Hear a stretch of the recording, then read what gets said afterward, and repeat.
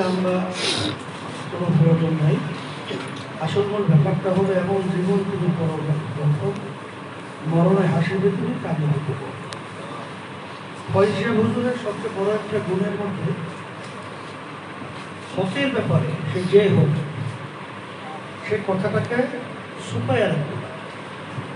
সেটা আমি আমার সামনেও সে বলতে এটা দিঘা থাকে, এটা আমার কাছে খুব ভালো লাগে। এবং তার এই কাজের ভিতরে এবং কথার ভিতরে প্রেরণা হয়। আর অনেকে আছে তৈল দেওয়া, তৈল বুঝুন তো, মানে নেতার বিরুদ্ধে করে কথা বললে তখন সে আমাকে নজরে রাখবে।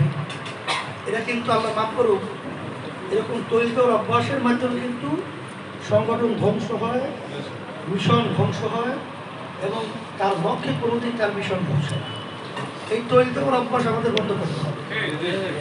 কারণ এরা আমরা সবাই কিন্তু আলহামদুলিল্লাহ চলাফেরার অভ্যাসটা আছে দেখছি, কিন্তু পয়সা হুজুরের ভিতরে এই ব্যাপারটা আমার খুব ভালো লাগতো যে সে হকের ব্যাপারে যেটা বলছে সে আমিরকেও সাথ দেয়।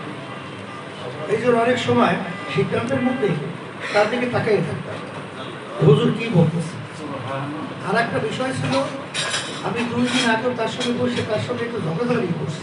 ওস্তাদের সব বসব, এই তো সব ওস্তাদের কাছে একেবারে সুস্থ মানুষ।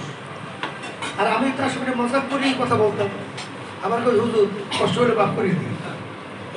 আর ইখলাসের ব্যাপারে দেখছি বছর 2-3 আগে হয়ে অসুস্থ হয়ে পড়ছে, তখন এখানে একটা রুম আছে উপরে, আমাকে খবর দিয়ে নিয়ে আসছে।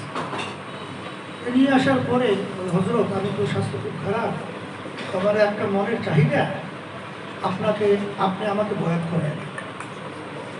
এবং এই অসমস্থায় সুঅবস্থায় তখন আমি গোপনে একা, আর কেউ নাই। তখন সে আমার কাছে হুজুর আমাকে বয়াত করে, আমি আবার বয়াত করে দিচ্ছি। এই ছিল তার ইখলাসের অবস্থা। আর সবচেয়ে বড় ব্যাপার হলো আল্লাহর প্রতিটা বিষয় আমরা তার উপরে দায়িত্ব রাখতে আমাদের কোনো দুশ্চিন্তা করতে হবে। কাজ কম করুক বেশি করুক, কিন্তু মিশনের ব্যাপারে কোনো ক্ষতি হবে না। এই বড় একটা আমাদের সাহস ছিল। যাই হোক, আল্লাহ রাব্বুল আলামিন তাকে যেন জান্নাতের ভিতরে উঁচু মাকামে আল্লাহ মেহমান হিসেবে সবাই দুরূদ শরীফ